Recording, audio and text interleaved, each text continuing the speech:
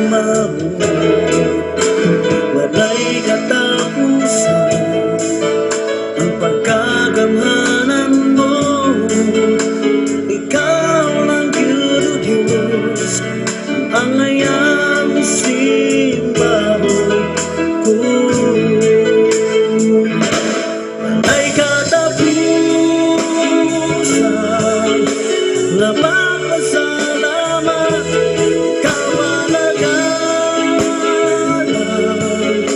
hangtod sa kahangturan. Okay, may gabi sa tanan once again mga kaigsunan. Atong isgutan karon ang nini mao vlog ang why is the Philippines government now claiming the ownership of the entire archipelago? Ania ang tubag mga igsoon. The government should then provide convincing sequential historical facts or events to support its ownership to the huge tracts of land. From the above cited discussion, the 1973 Philippines Constitution does not even point out providential substitution of its claim. The corresponding provision in the 1973 Constitution of the Philippine Article 1, Section 1 is as follows. The national territory comprises the Philippine archipelago with all the islands and waters embraced therein, and all the other territories belonging to the Philippines by historic right or legal title, including the territorial sea, the air, space, the subsoil, the seabed, the insular shelves, and the other submarine areas over which the Philippines has sovereignty or jurisdiction. The phrase all other territories implicitly refers to territories like Sabah and Pre-Damlan. On the other hand, in the Marianas and Guam, on the other, which historically used to be under the jurisdiction of the Bishopric of Cebu. Historic right has been taken to main title created in derogation of international law through historical process by which one state has asserted jurisdiction originally illegal, which has been acquiesced and by the community of nations. Note, by the following compelling reasons eventually stated above, the Republic of the Philippines claimed by itself over the entire archipelago and its territories by historic right remain absolutely banned. Firstly, the Family of Nations did not recognize the first Philippine Republic in 1898. Secondly, there was no historical facts na how and why the Philippine government acquired its ownership of the Philippine Islands. Legal title, on the other hand, refers to a derivative title such as cession by a state of its sovereign rights over a territory. The king cedes the title of the entire archipelago to Don Hermogenes and Miguel Rodriguez by the virtue of royal decree of 1891. Note, it was on December 10, 1898, through the Treaty of Paris that the Philippines was ceded to the United States and not to the Philippine government. Hence, legal title is likewise held neither by the latter nor by the former, because what only remained for the king to cede were those few mentioned properties, buildings, wharves, barracks, ports, structures, public highways, as public domain. The other two treaties vested only jurisdiction in not ownership of land to the Philippine government. IBP Journal, September 2008. The Treaty of Paris is completed. The Treaty of Paris is complemented by the treaty between the Kingdom of Spain and the United States of America for cession of outlying island of the Philippines, concluded on 7 November 1900, and by the convention between the United States and Great Britain delimiting the boundary between the Philippine archipelago and the state of North Borneo, concluded on 2 January 1930.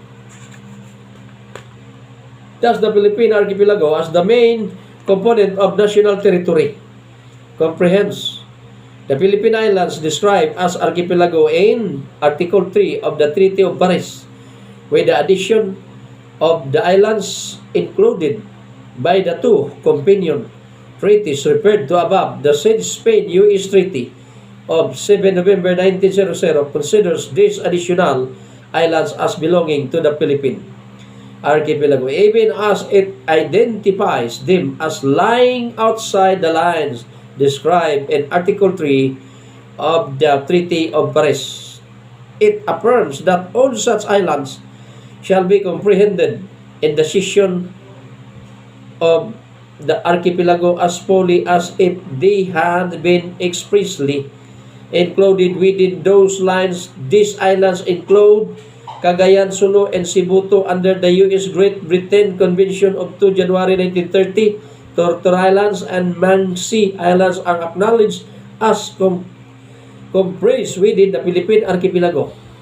Preparatory to the Philippine independence, the Tiding Maxdopi laws established the government of the Commonwealth of the Philippines by authority of Section 1 of this law, that government shall exercise jurisdiction over all territory ceded to the United States by the Treaty of Peace concluded between the United States and Spain on the 10th day of December, the boundaries of which are set forth in the Article 3 of said treaty, together with those islands embraced in the treaty between Spain and the United States, concluded at Washington on the 7th day of November 1900.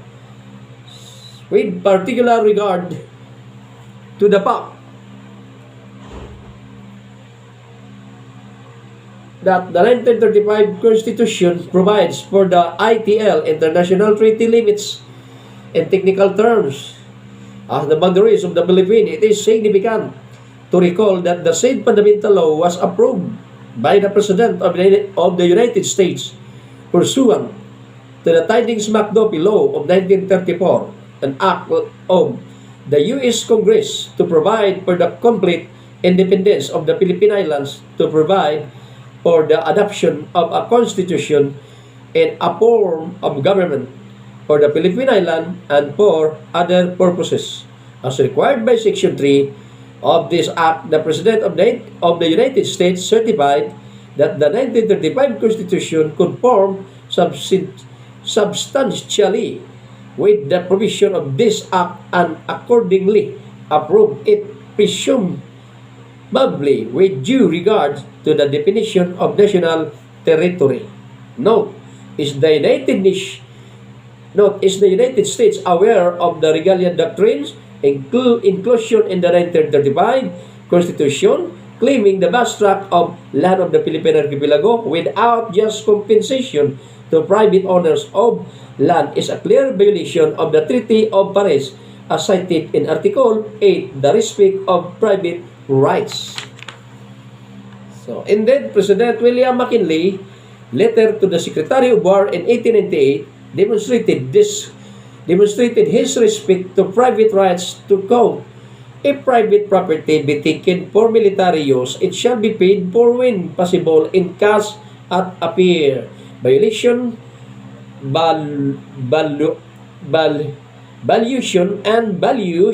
and when payment in cash is not practicable, receipts are to be given." On April 7, 1900, President William McKinley reinforced the issue with respect to private property by citing more detail in his instruction to the Second Philippine Commission dated April 7, 1900, that no person shall be deprived of life, liberty, or property without due process of law, that private property shall not be taken for public use without just compensation.